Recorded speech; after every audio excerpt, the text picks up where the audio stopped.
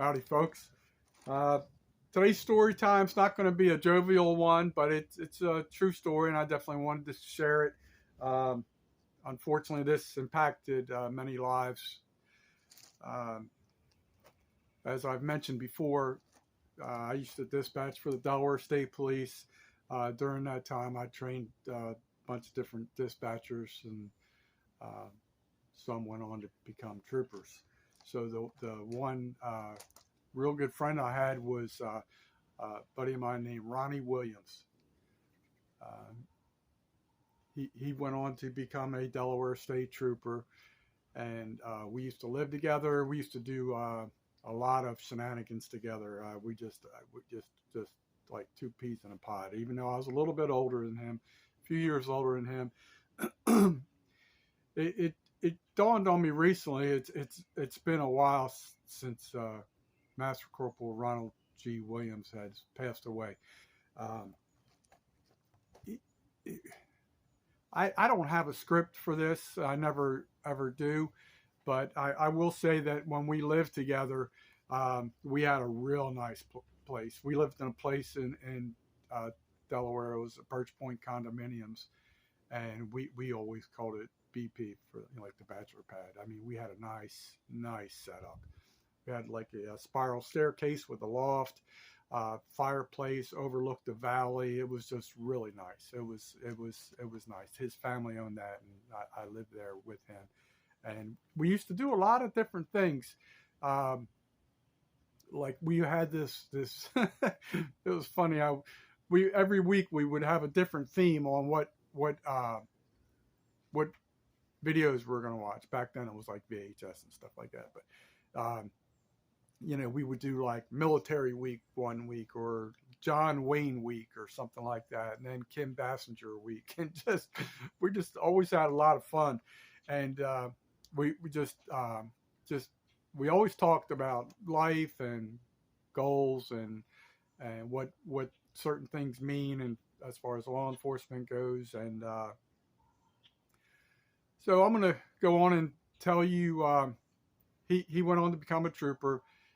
He ended up marrying a female trooper from his same police academy class. Her name was Nicole. I'm sure it still is Nicole. But she ended up finally leaving the state police. Ronnie and her did get married. They had a child named Cora Lee Williams. So I don't know how to say this, but Ronnie and I had kind of grown apart when he got married. It's just natural. That's something that happens. And I'll never forget this. I'd have to go back and research. I want to say it might have been a Friday. I'm not sure. But I worked, after I left the state police, I worked for a HVAC company. It was Train, Cyberlic Train in Newcastle County, Delaware. So I got talking to this one lady we had there. Was a real nice sales lady. She was real top producer, a nice gal and everything. So somehow we got talking about Ronnie, which I hadn't mentioned his name in a long time, and I'll never forget. It was August 9th when we were talking about this at exactly 12:15, because I remember it was right at like a lunch break time, and this lady had now married, but we were kind of talking about Ronnie, some of the shenanigans or stupid things he would do and stuff like that, and ironically her name was also Nicole, and Ronnie married a young lady named Nicole. So come to find out, I forget the exact time period, about an hour or two later, we find out there's a Delaware State Trooper that passed away. And it was Ronnie Williams, Master Corporal Ronald G. Williams. He was traveling with his wife and the young baby, and they were in New Jersey. And it's the craziest thing. The baby apparently had been fussing a little bit, so Ronnie was in the passenger seat. His wife was driving. He undoes his seatbelt to just turn and feed the baby a bottle. And at that exact time, there was a major accident.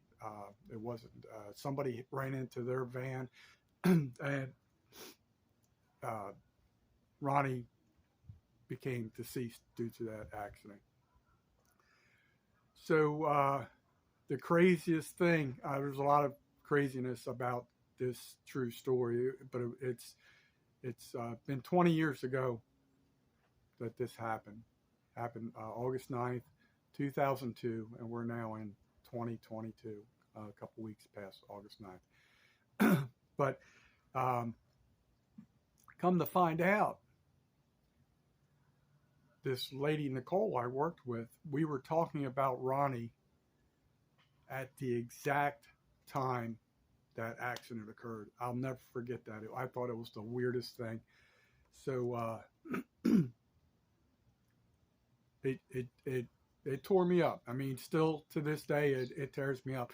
Anytime I hear the bagpipes or taps, I was front row right there at his funeral. He had over 3,000 police officers come from all over the country to honor his service. But the weirdest thing was Ronnie had gone to, I want to say it was Montana, picked up an old Plymouth Chrysler. I think it was 1970 or 72 model Plymouth Chrysler. It was a former police car out there. I don't remember if it was a state police car, whatever, but it had the single cherry dome. Ronnie brings this back and he restores this. And this vehicle was going to be used for parades, funerals, things of that nature. So he totally restores this vehicle. And then the first time that vehicle was put in service was for his own funeral. So think about how crazy that is. So whenever I just watched a video of a young man who runs for law enforcement, fallen officers, and I just heard the bagpipes and it choked me up.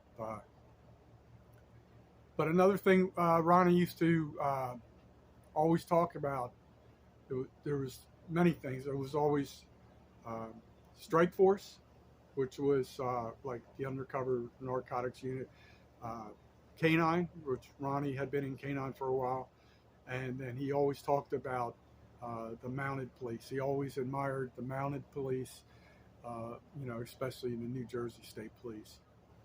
So I'll never forget when we were pulling into the cemetery. we were in front because I was with a couple of his classmates from the police academy that I was friends with, other troopers, and right there at the entrance to the cemetery was the New Jersey State Police, mounted police. It's important not to forget the fallen officers. He did not pass away in the line of duty, but there was so much more I could talk about how everybody in New Jersey, Delaware, all over paid tremendous respect to Master Corporal Ronald G. Williams. So I want his memory to live on. If you Google that name, Master Corporal Ronald G. Williams, there's going to be a website comes up. It's like 3653 megs 50 or something. I forget the exact website, but there's a poem that I wrote for him called "Born to Be." So he was straight up funny dude. Oh my God! And it's funny. I could tell now. I will tell another story. A true story. Ronnie probably weighed 140 pounds soaking wet, and he was not tall. I'd say he's 5'8", maybe 5'9" if you stretched him. But anyway, so it's been. I just found it hard to believe. I just realized it's been 20 years since his passing. I will give a big shout out to New Jersey State Police. They, I don't know if anybody's ever crossed the Delaware Memorial Bridge, but when they were bringing Ronnie back, there was a big police, I guess you would call it a gauntlet, as he approached the Delaware state line at the Delaware Memorial Bridge. Very, very touching. The communication over the airwaves at that time was unprecedented. It's just unbelievable. But Master Corporal Ronald G. Williams, I thank you for your service to law enforcement and as a good friend. Thank you. I'll see you again one day, buddy.